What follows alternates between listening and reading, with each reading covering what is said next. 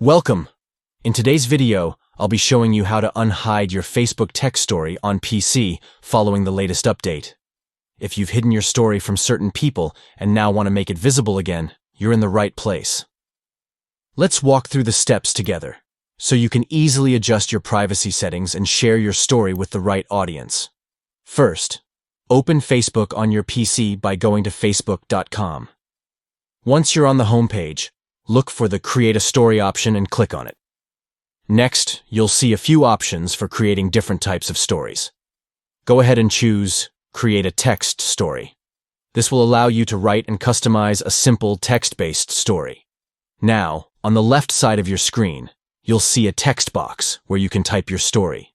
Go ahead and type whatever you'd like to share. If you want to make it look a bit more interesting, you can also choose a different font style from the options provided.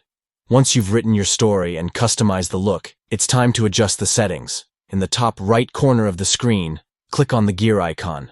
This opens up the story settings, where you can control who sees your post. Here's where the Unhide option comes in. You can select Everyone if you want the story to be visible to everyone, or you can choose Friends to limit the visibility to just your Facebook friends.